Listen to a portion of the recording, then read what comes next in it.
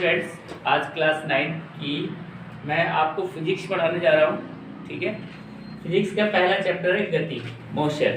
तो गति होती क्या है? ठीक, हम प्रतिदिन सड़क पर गाड़ियों का चलना, विभिन्न मनुष्यों तथा जानवरों जैसे गायों, कुत्तों इत्यादि का चलना देखते हैं। ठीक है, सभी प्रकार के पक्षियों का उड़ना, नदी में नाव का चलना, खेल के मैदान में बच्चों का दौड़ना इत्यादि देखते हैं। इन सभी वस्तुओं की स्थिति किसी स्थिर बिंदु के सापेक्ष समय के साथ बदलती रहती है। ठीक है, तो स्थिर बिंदु के सापेक्ष, तो जो स्थिर बिंदु है उसको क्या कहते हैं?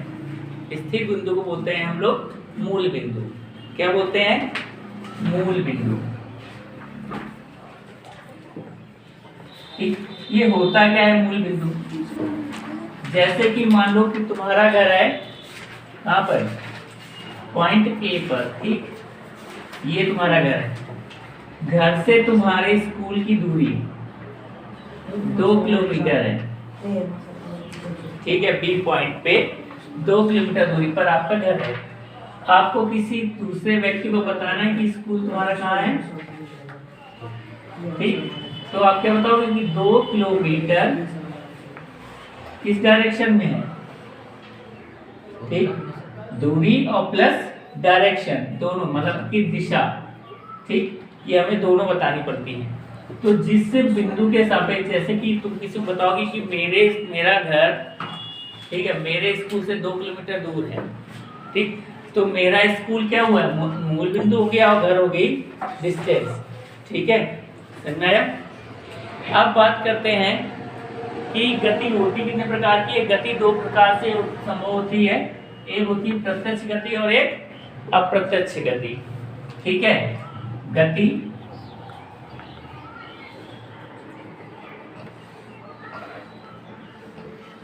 दो प्रकार की है। कौन सी?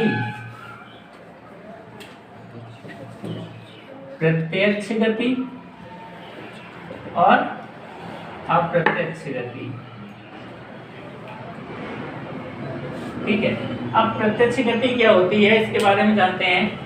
प्रत्यक्ष गति क्या होती है? जो गति हम देख सकते हैं, ठीक है, जिसका अनुभव कर सकते हैं, जिसको हम अपनी आंखों से देखते हैं, जैसे कि जानवरों का चलना, इंसानों का चलना, गाड़ियों का चलना, तो ये क्या है? प्रत्यक्ष गति है। ठीक, मतलब कि जानवरों, पक्षियों, गाड़ियों और मनुष्यों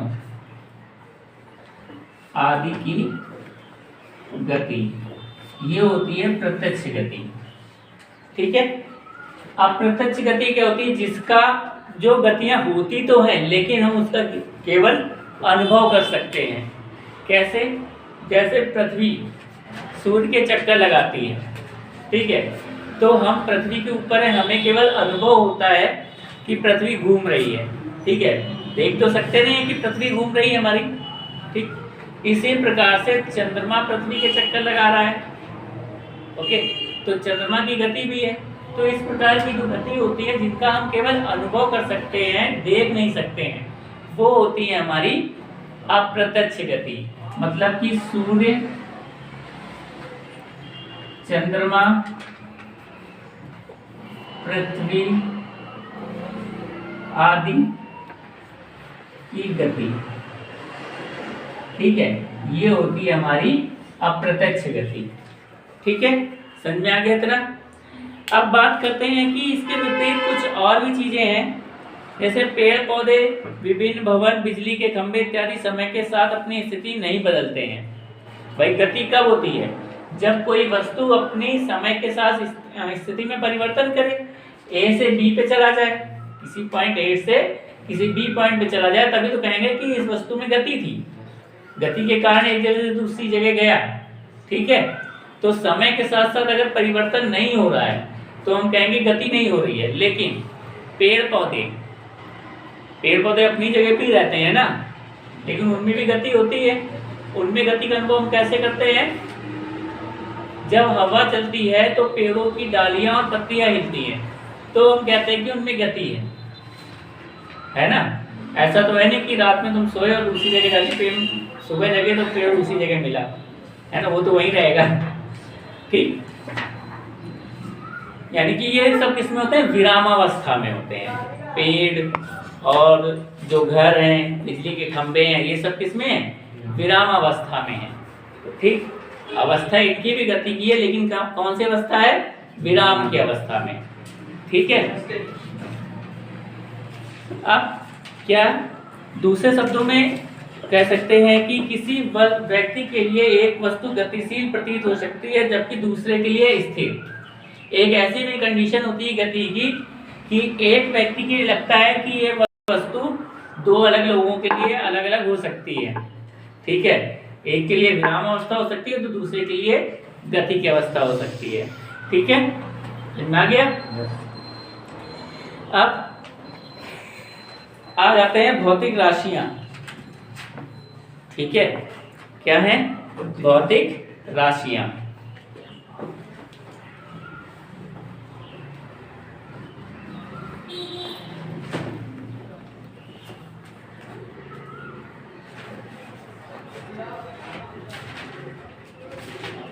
भौतिक राशियां, ठीक, भौतिक राशियां क्या होती हैं, कितने प्रकार की होती हैं? भौतिक राशियां भी दो ही प्रकार की होती हैं, हमें पता है ना, कौन कौन सी? हाँ, सदिश राशि और अदिश राशि। ओके, तो सदिश राशि क्या होती है? सदिश का मतलब होता है जिसमें दिशा भी हो। ठीक है, सदिश मीन्स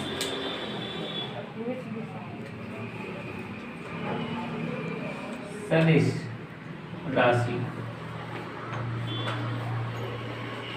इसमें लिखेंगे ऐसी भौतिक राशियां, ऐसी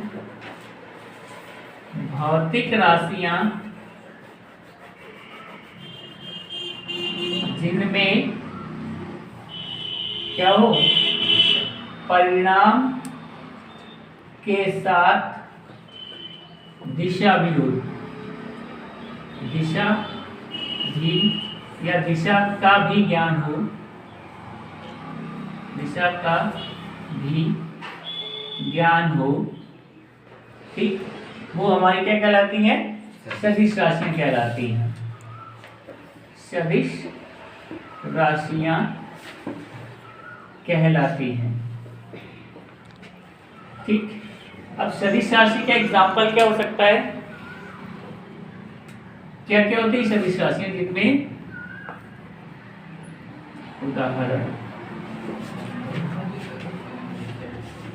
सदिश राशियां होती है हमारी वेग, संवेग, विस्थापन। ठीक है, या क्या होते हैं, वेग, संवेग, विस्थापन। ठीक है, इत्यादि। ठीक, अब सदिश राशि का एग्जाम्पल क्या हो सकता है,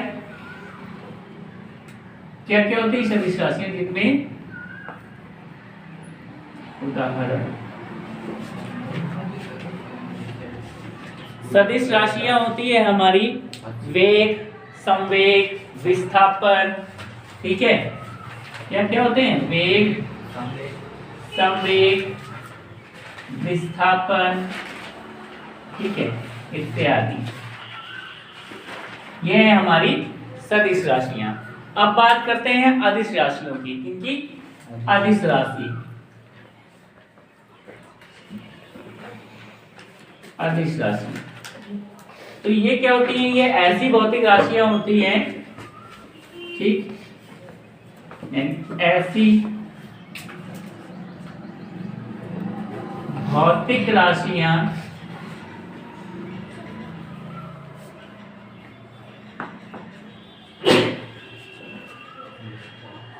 जिनमें केवल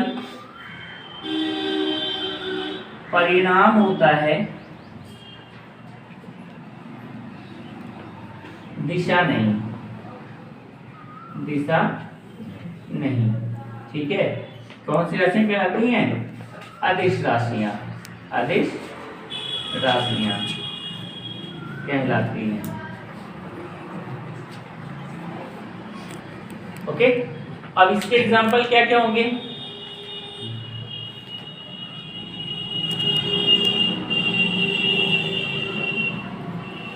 इसके होंगे कार्य, ऊर्जा,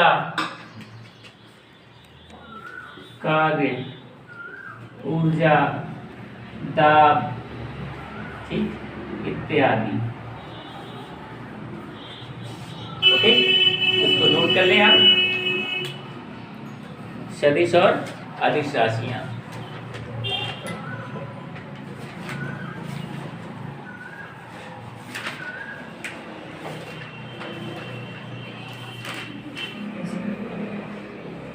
तो परिणाम की जगह परिमाण कर लेना, ठीक है, परिमाण।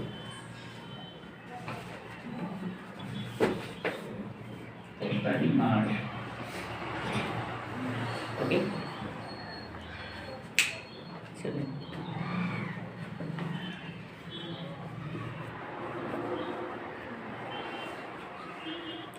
ठीक है, तो अब बताते हैं इनके बारे में। परिमाण,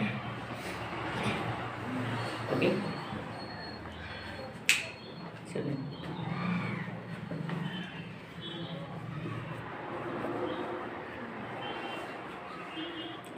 ठीक है, तो अब बताते हैं इनके बारे में, सदिश राशि क्या। ठीक है, ये तो मेन डिफिनेशन थी इनकी। अब किसी भी सदिश राशि को पूरी तरह व्यक्त करने के लिए राशि के परिमाण के साथ साथ उसकी दिशा का उल्लेख करना आवश्यक होता है।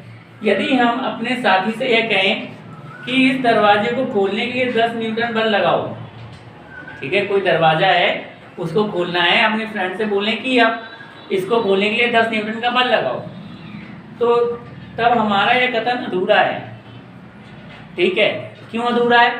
किस तरफ लगाना है बल? दरवाजा जब बंद होता है उधर की तरफ या जिस साइड खुलता है उस तरफ। ठीक है, हमारे साथी को अभी यह पता नहीं लगा है कि वह बल किस दिशा में लगाए, है ना। हमें यह कहना चाहिए कि इस दरवाजे को खोलने के लिए 10 न्यूटन का बल भीतर की ओर लगाओ या फिर बाहर की ओर। अगर बाहर की ओर दरवाजा खुलता है तो बाहर की ओर लगाओ, अंदर की ओर खुलता है तो अंदर की ओर लगाओ। मतलब कि उसको हमें दिशा बतानी जरूरी है।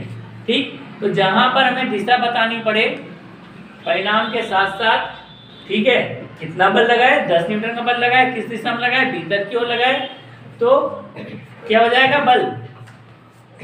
बल हो जाएगा हमारा सदिश राशि। ठीक है, समझ में आ गया। अब बात करते हैं अदिश राशि की। अदिश राशि क्या होती है? किसी भी अदिश राशि को केवल एक संख्या तथा एक मात्रक द्वारा पूरी तरह व्यक्त किया जा सकता है। केवल एक संख्या से हम व्यक्त कर सकते हैं अदिश राशि को। जैसे कि एक गोले का द्रव्यमान 50 ग्राम है, तो गोले का द्रव्यमान क्या हुआ? 50 ग्राम। परिणाम, ठीक, खत्म काम। अब उसमें ये थोड़ी ना बताएंगे कि गोले का द्रव्यमान 50 ग्राम, उत्तर की दिशा में चलो, है ना, उत्तर की दिशा में 50 ग्राम है, दक्षिण की दिशा में 25 ग्राम रह गया, ऐसा तो बताते नहीं है। ठीक, तो क्या करते हैं, मतलब कि जहां पर केवल हमें परिणाम बताना पड़े, ठीक है, परिमाण को बताएंगे तो वो हमारा हो जाता है अदिश राशि। और जहां पर परिणाम के साथ साथ दिशा भी बतानी पड़े वो होती है हमारी सदिश राशि। ठीक है, क्लियर।